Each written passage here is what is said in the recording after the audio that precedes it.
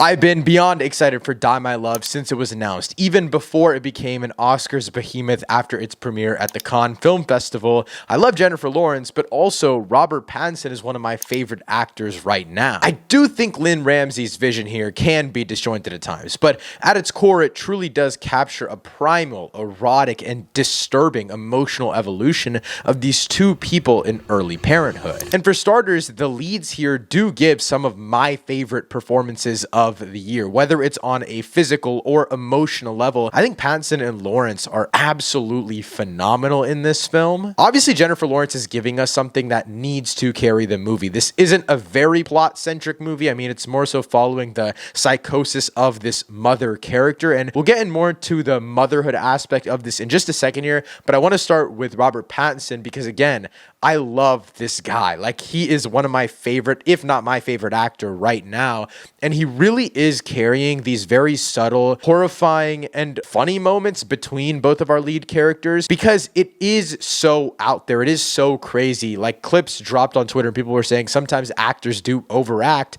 I did not think that was necessarily the case here. Granted, I went into this film pretty much completely blind other than knowing a general synopsis. I think Robert Pattinson delivers a phenomenal performance. It's just starkly different from what Jennifer Lawrence is doing. He obviously doesn't have as much of a physical role, and he is really playing an absent character, which means he's not in the film for as long as I wanted him to be. But I do think the moments that he does have and the reactionary aspect of his character is really great. And on the end of Jennifer Lawrence, I do think she is so physically involved in this film, more than at least I expected, that she just puts on a masterclass. She acted very similarly to this, I guess, physically in Mother, but I think this is doing something different because of the mental aspect of the film and the way that the mental aspect is physically portrayed through the storytelling of the movie. I think that really does ruin the pace of this film to an extent, which I'll talk about later, because I think that blending the moments between these two very different Jennifer Lawrence performances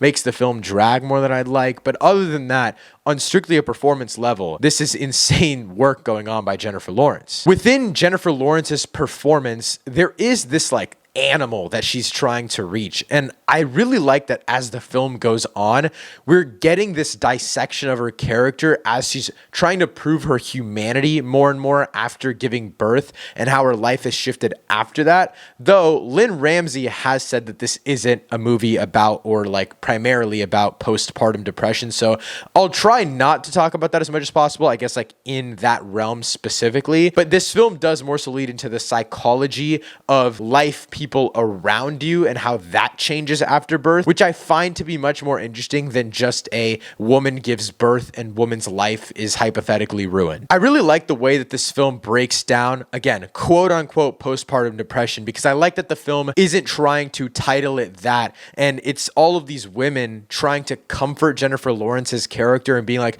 oh, we understand how you feel, we understand this, we understand that, and women themselves know and have experienced that that doesn't help at all. I love that this film explores that specific type of moment. It works in trying to explore the actions of everyone around Jennifer Lawrence and also the absolutely insane psychosis-based things that she does, but it blends that all together in a non-blame type of way that makes her character much more interesting throughout the, again, very, very disjointed run of events that happens in this film. I think disjointed is the easiest word to use when describing this film because not only on a story level, on a physical sets level and how this film is evolving, but Lynn Ramsey's style, I think, can be a little bit too abstract at times. Not necessarily like the packaging of it, like it's doing weird shit on screen. It's more so the evolution of characters and ideas. But the reason I don't find this to be like the biggest flaw of the film is because the brashness of how this film moves feels like the point of it. And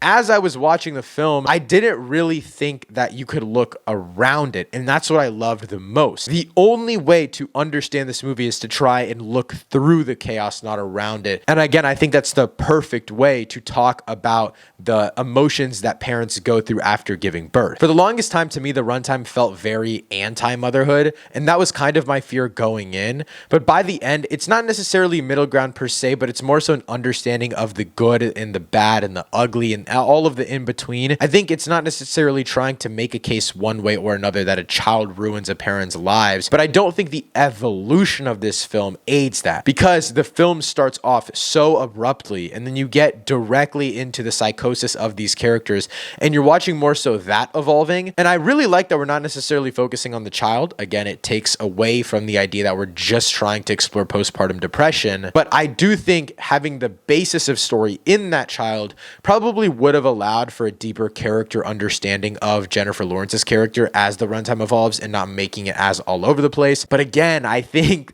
that like non-repetitive and very, I guess, abstract pacing and structure of this film is what makes it so good. I did find the evolution of these characters in the second half of the film to be a little bit more humorous. I haven't read the source material, but I have heard it is way more traumatic than what this film paints it out to be. And I think the humorous aspects that Lynn Ramsey kind of injected into the movie works to its benefit. I think it can get very, very dark at times, and primarily that is through Jennifer Lawrence's performance. But at its core, there is a really weird, dark humor behind the whole thing. This idea that these parents' lives are ruined and they do some actions that are inherently evil, but then they come together and do this really weirdly dark, humorous thing. It really allows for the film, and I guess more so the character dynamics, to evolve in the way that it doesn't necessarily feel as repetitive as it did in, say, the first act for me personally. Die My Love to me works so well as more so a dissection of proving your humanity to others